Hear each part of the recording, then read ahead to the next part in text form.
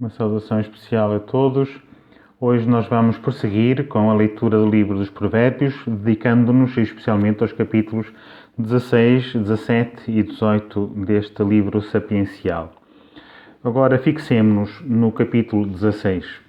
Este livro prossegue neste capítulo com várias sentenças típicas que têm o intento de nos dispor a seguir sempre os caminhos da sabedoria e nunca o caminho da insensatez.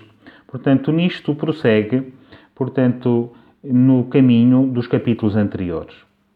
Este capítulo abre com uma arguta sentença. Diz assim: são do homem os projetos do coração, mas a resposta vem de Deus.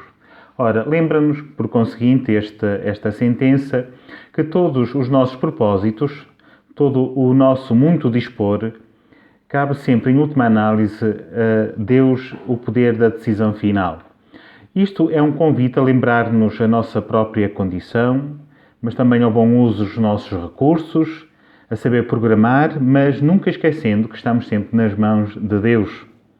Ora, perguntemos-nos então, não acontece por vezes que o homem põe e Deus dispõe? Por isso, deixemos-nos também rever como é que nós programamos a nossa vida, os nossos propósitos, os nossos sonhos, como é que eles são postos, portanto, como um caminho para a nossa vida. Ora, este capítulo deixa-nos vários ensinamentos. Ora, vamos apenas respigar alguns e dedicar-nos ao sentido que esses ensinamentos têm, porque não nos vamos debruçar sobre todos. Depois fica também um convite à sua leitura. Ora, o primeiro ensinamento que gostaríamos de destacar pode ser colhido do versículo 4 deste livro, deste capítulo 16, onde diz: o Senhor fez tudo, tendo em vista um fim, até mesmo o ímpio para o dia do castigo. Ora, aqui deparamos com uma questão muito importante, que é aquela entre o bem e o mal. Qual a relação entre o bem e o mal? Ora, nós sabemos que para o autor sagrado, assim como para toda a Sagrada Escritura, Deus faz bem todas as coisas. Mas os homens, por vezes, extraviam-se, e este é um facto que é difícil de desmentir, como nós sabemos. Isto é, os homens desencaminham-se, às vezes procurando o caminho da malícia. Ora, neste sentido, podíamos pensar que entre as criaturas de Deus, o ímpio, por exemplo, pudesse arruinar os planos estabelecidos por Deus.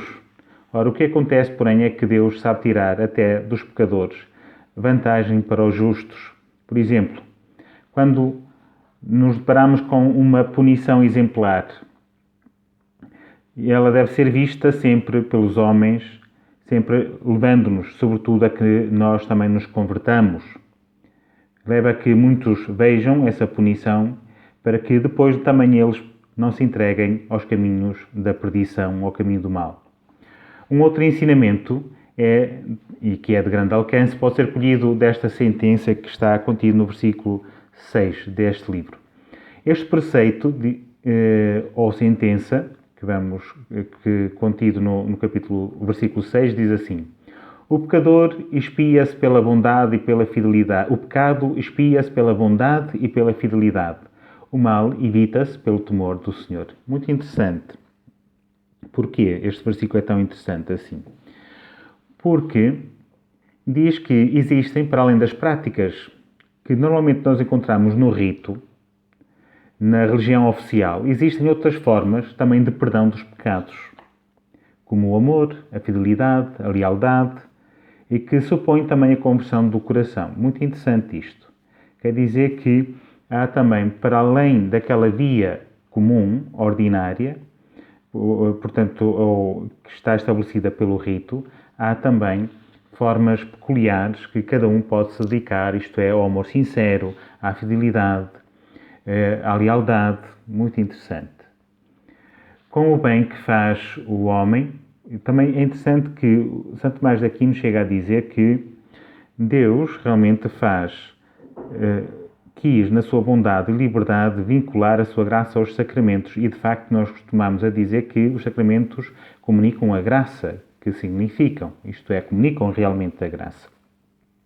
Mas Deus, portanto, não fez a sua graça prisioneira dos sacramentos. Há outras formas para além daquela que é a via sacramental, pela qual Deus também comunica a sua graça. Obviamente que é sempre a mesma graça de Deus, portanto, isto é o mesmo poder de Deus, o amor de Deus que Deus comunica.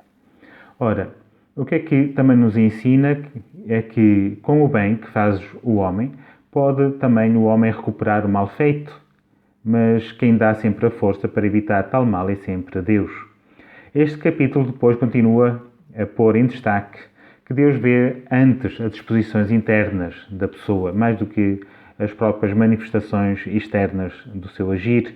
E Deus não vê as aparências, Deus vê sempre o coração.